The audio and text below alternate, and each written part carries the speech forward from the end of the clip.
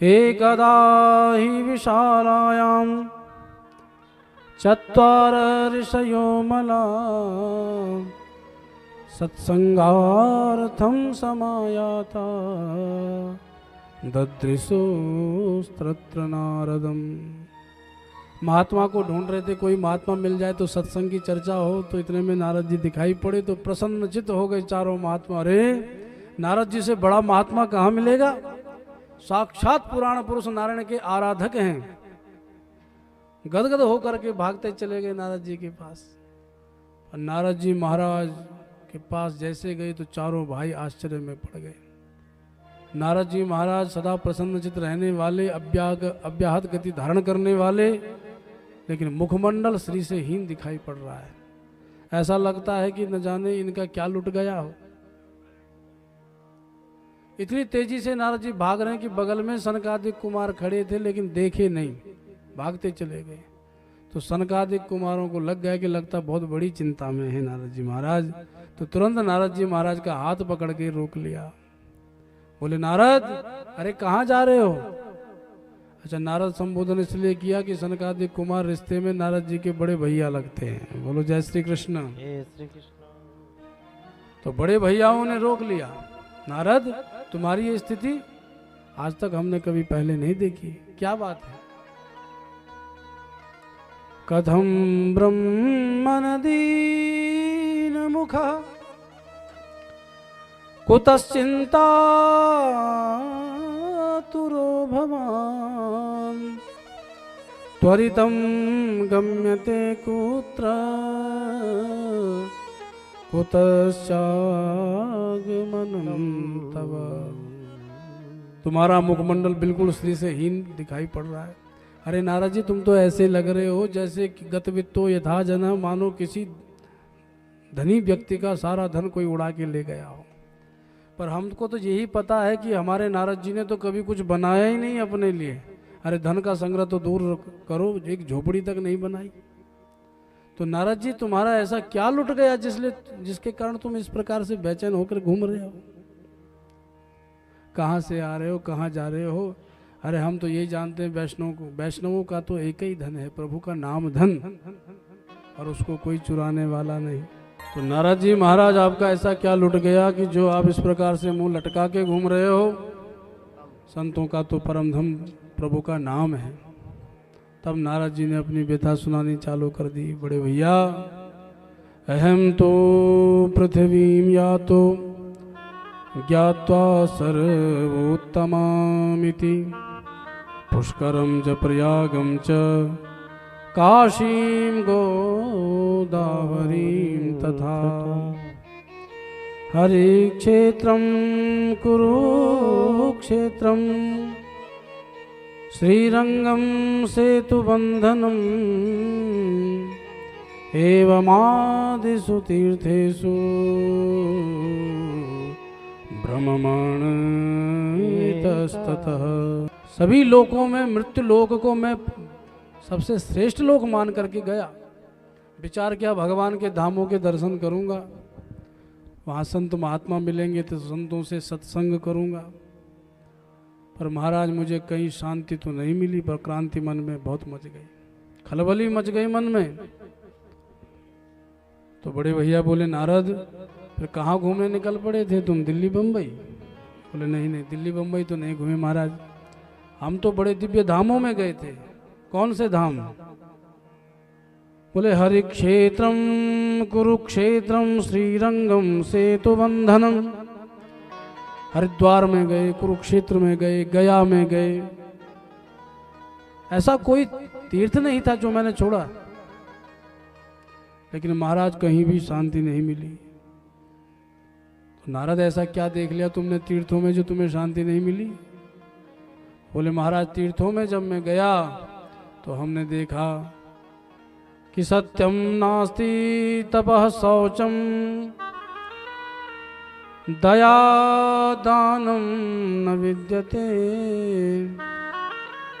उदरम भरिणो जीवा वराका कूटभाषिणा। कहीं भी सत्य दिखाई नहीं पड़ता। सब असत्य भाषी हो चुके हैं, बात बात पर झूठ। जो सत्य का आचरण करता हुआ दिखता वो सबसे बड़ा झूठा दिखाई पड़ा। तो सत्यम नास्ति तपः शौचम, न कहीं तप दिखाई पड़ा। अरे किन्हीं चेलाओं ने बताया कि ये बाबा जी तो 6 महीने से समाधिस्थ हैं और तप में संलग्न हैं। तो हमने बाद में जब पता किया तो पता चला महाराज ढोंगी हैं, तप का ढोंग ही कर रहे हैं। आजकल वीडियो भी चल पड़ी हैं, कुछ महात्मा जैसे बने, उनको जमीन में गाड़ दिया, ऊपर से ढक्कन भी बंद कर दिया, मिट्टी भी डाल दी, और जो महात्मा को भीतर रखा गड्ढे के भीतर की भू समाधि ले रहे हैं, वो बड़े सज धज करके जा रहे हैं। अच्छा बताओ क्या ऐसा हो सकता है? तो बिल्कुल उससे लग ही रहा है कि जब तक वीडियो चली तब तक तो बाबा जी भीतर ही थे, और वीडियो बंद होते बाबा जी भी बाहर आ गए होंगे। बोलो जय श्री कृष्ण। अरे जब तक शरीर की शुद्धि है तब तक आप समाधि कैसे ले सकते हो? समाधि तो अंतिम स्थिति है।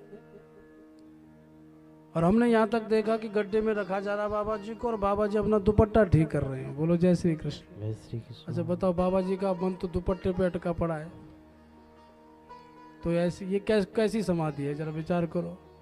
तो जो परम तप करते हुए दिखते हैं वो तप का मात्र ढोंग कर रहे हैं, और जो वास्तव में तपस्वी हैं वो दिखाई कहाँ पड़ते हैं महाराज? न जाने कहाँ गुप्त रूप से तपस्या में रत रहते हैं। तो न कहीं तप दिखाई पड़ा, दया दानम न विद्यते, कहीं दया भी दिखाई नहीं पड़ी।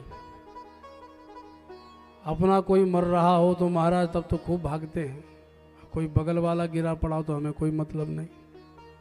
सुबह सुबह अखबार घर में आया, अखबार भी पढ़े जा रहे हैं, और उसमें ये भी पढ़ रहे हैं कि आज ट्रेन दुर्घटना हो गई जिसमें कम से कम 400 आदमी मारे गए। अच्छा 400 आदमी मारे गए ये भी पढ़ रहे हैं, और चाय भी पीते जा रहे हैं। बोलो जय श्री कृष्ण। जय श्री कृष्ण। और बगल वाली से कह रहे हैं, अरे मैडम तुम 4-5 और बिस्कुट लो, चाय और मंगाओ। अच्छा खबर इतनी खतरनाक है कि आदमी मारे गए, पर उन मरे हुए आदमियों के लिए कोई सहानुभूति हमारे हृदय में प्रकट नहीं हो रही। पर कहीं पता चले कि उस ट्रेन में हमारा भी कोई रिश्तेदार था, तब हमारा चाय तुरंत छूट जाएगी कि नहीं? बिस्किट खाने छूट जाएंगे कि नहीं? तुरंत फोन लगेगा कि नहीं? ये सकुशल है कि ठीक जैसी आराम है? तो अपने लिए तो तुरंत स्थिति बदल गई, और दूसरों के लिए मरते तो मरे। तो दया भी मात्र सीमित होकर के रह गई अपनों के लिए, जबकि दया बड़ी व्यापक है, वो सर्वजन हिताय होती है, सबके लिए होती है। दानम न विद्यते, न दान दिखाई पड़ा। अगर कोई दान भी दे रहा है तो सबसे पहले पर्ची मांगता है, महाराज पर्ची है कि नहीं? और पर्ची है तो ठीक है, मेरा नाम पंपलेट में आएगा कि नहीं? चलो पंपलेट में भी ना आए, बैनर पे आएगा कि नहीं? तो अगर नाम नहीं आएगा तब तो महाराज लोग 100 का नोट भी ना खिसकाएं, उससे आगे की तो कहना ही क्या है। तो दान भी आडंबर रह होकर के रह गया, लोग दिखा करके दान करते हैं, जबकि दान तो ऐसा दिया जाता है कि बगल वाले को भी पता न चले कि दान दिया है। इसीलिए दानों में गुप्त दान की बड़ी महिमा है। आपने पर्ची कटाई, हम निंदा नहीं कर रहे हैं कि पर्ची मत कटाते हो, कटाओ, लेकिन गुप्त दान की महिमा अधिक है। नाम की चाह कब तक रखोगे? अरे ये नाम तो पक्का एड्रेस थोड़ा ही है, ये तो इस जन्म में एड्रेस मिला है। तो गुप्त दान रहा नहीं, तो जो दान है वो दिखावे का है, इसलिए दानम न विद्यते। कुछ लोग आश्रमों में बड़ा दान करते हैं। अरे महाराज उन्होंने 25 लाख का दान आश्रम में किया वृंदावन में। अच्छा वो इसलिए किया था कि जो उनका 2 नंबर की कमाई थी वो सरकार के टैक्स से बच जाए। तो चलो बाबा जी के आश्रम में कर दो, बाबा जी की भी हमारे जलवे को मान लेंगे, और इधर से हम टैक्स से भी बच जाएंगे। बोलो जय श्री कृष्ण। तो ये कोई दान है क्या? ये तो चतुराई है। दान भी 1 नंबर पैसे का होना चाहिए, 2 नंबर का बिल्कुल नहीं। पर प्रायः जो बड़े बड़े देवालयों में भी दान होते हैं वो 2 नंबर के अधिकतर दिखाई पड़ते हैं। इसलिए कभी भी हो दान भी करो तो खून पसीने की कमाई से करना चाहिए, ठगी करके नहीं। तो दान दिखावे का रह गए भैया। उदरम भरिणो जीवा, प्रत्येक जीव अपना उदर पालन करने में लगे हैं। कैसे मिले, कहाँ से मिले, किसका मिले, औरों का पेट काटना पड़ जाए तो काटने को तैयार है, पर अपना पेट पलना चाहिए। तो उदरम भरिणो जीवा वरा कहा कूट भाषिणा। तो नारद जी से बोले सनकादिक कुमार, जब तुम्हें धामों में ऐसी स्थिति दिखाई पड़ी तो संतों के पास चले जाते। अरे बोले महाराज, संतों की तो और दुर्दशा है, घर बार छोड़ करके निकले और वृंदावन में जाकर के आश्रम बना लिया। अब तो खूब चेले चपाटे खड़े कर दिए महाराज। तो घर छोड़ करके गए और एक दूसरा घर बना लिया।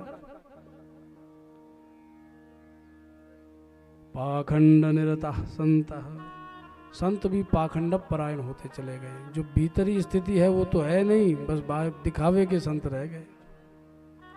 विरक्ति भी भीतर से है नहीं, विरक्ता स परिग्रहा, विरक्ति बस दिखाई देती है, पर वास्तव में भीतरी स्थिति विरक्ति की नहीं है। किसी ने कहा महाराज ये मकान बंगला किसका है?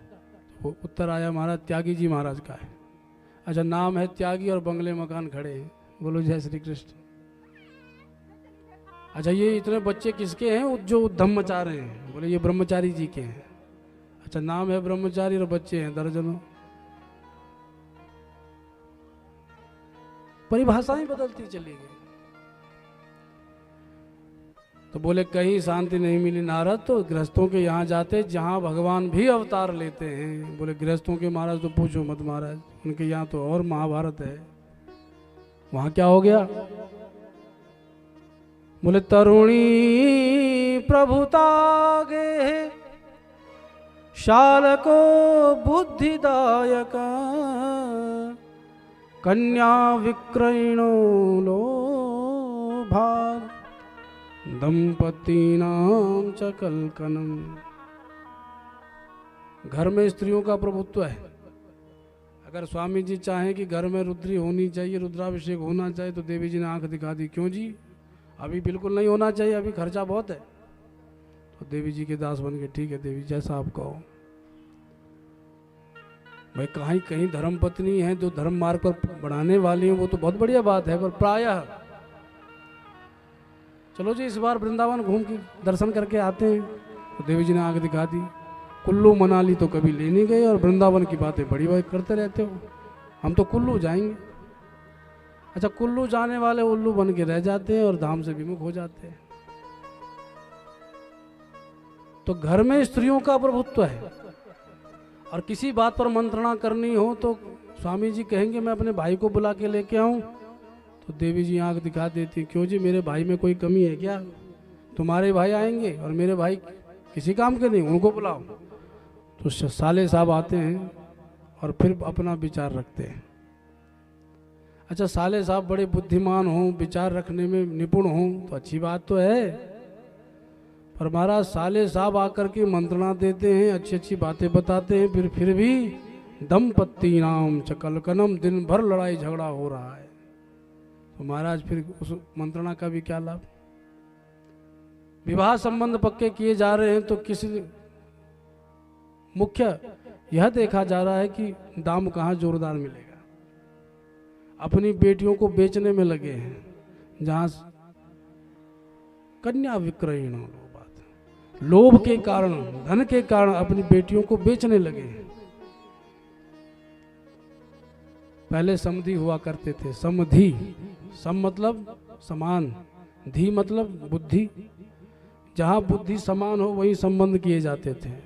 आजकल तो बुद्धि हो या ना हो पर माल जोरदार होना चाहिए। तो आजकल धन को देख करके समधि बनाए जा रहे हैं, तो वो फिर रिश्ते कहाँ तक टिकेंगे? क्योंकि धन से जो संबंध बनते हैं वो सदा नहीं टिकते हैं। संबंध तो हृदय से जुड़े होने चाहिए, प्रेम से पगे होने चाहिए। तो कहीं भी महाराज जब शांति नहीं मिली, तब मैंने एक ही बात विचारी कि अब वृंदावन धाम जाया जाए, जहाँ हमारे श्री नारायण ने भगवान श्री कृष्ण के अवतार में बड़ी दिव्यतम लीलाएं करी। आज भी वृंदावन कोई जाए और ठाकुर जी के प्रति परम प्रेम हो तो ठाकुर जी के पद चिन्ह आज भी वहाँ दिखाई पड़ते हैं। बोलो जय श्री कृष्ण। जय श्री कृष्ण। ऐसा विचार करके मैं वृंदावन चला गया।